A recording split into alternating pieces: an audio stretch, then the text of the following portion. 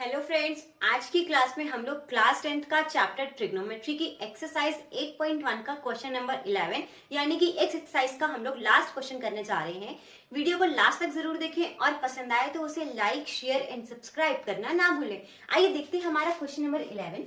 State whether the following are true और false. देखिए, हमें ये बताना है कि हमारे जो स्टेटमेंट्स हैं वो ट्रू है कि फॉल्स है। हमारा पहला स्टेटमेंट है the value of tan a is always less than when. हमें बोला गया है कि जो हमारी tan a की वैल्यू होती है क्या वो हमेशा 1 से छोटी होती है। देखिए, हमने ट्रिग्नोमेट्री की टेबल बनाई थी, उसमें हमने पढ़ा था कि हमारा जो tan होता है वो √3 भी होता है और √3 हमारा कहाँ आता है, tan 60 डिग्री पे, और √3 की जो वैल्यू होती है वो होती है 1.73 जो हमारा 1 से बड़ा होता है। और हम एक और एग्जाम्पल ले सकते हैं, तो देखिए हमारा जो tan होता है वो होता है परपेंडिकुलर अपॉन बेस। हमने लिया एक राइट एंगल ट्राइंगल, मान लिया हमने परपेंडिकुलर ले लिया 4 और बेस ले लिया 3, तो यहाँ पे हम इसकी अगर वैल्यू रख दें कि 4/3, तो अगर हम इसको डिवाइड करेंगे तो हमारे पास में जो आंसर आएगा वो आएगा 1.33। तो जो 1.33 है वो भी हमारा 1 से बड़ा है, तो हमारा जो ये नंबर 1 वाला स्टेटमेंट है वो हमारा फॉल्स हो जाएगा। सेकेंड स्टेटमेंट हमारा कहता है sec a is equals to 12/5 for some value of angle a।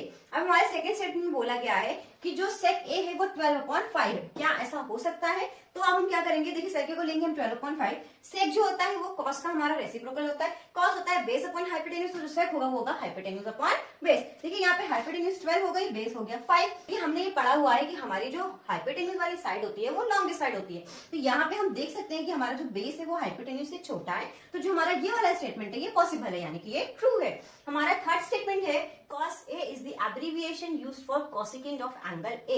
देखिए, क्या हम cos A को cosecant बोलते हैं, मतलब कि जो cos A का जो फुल फॉर्म होता है वो cosecant होता है। हमने तो पढ़ा है जो cos A होता है उसका जो फुल फॉर्म होता है वो कोसाइन होता है, जो cosecant होता है उसका cosec A होता है, मतलब cosec A का जो फुल फॉर्म होता है वो होता है cosecant A। तो हमारा जो स्टेटमेंट थर्ड है वो फॉल्स हो जाएगा। हमारा स्टेटमेंट 4 क्या कहता है, cot A is the product of cot and A।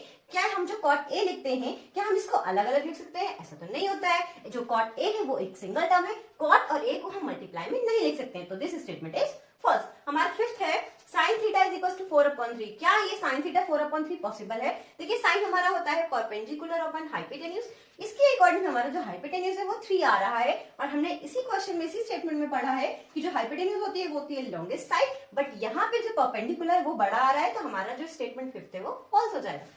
Thank you.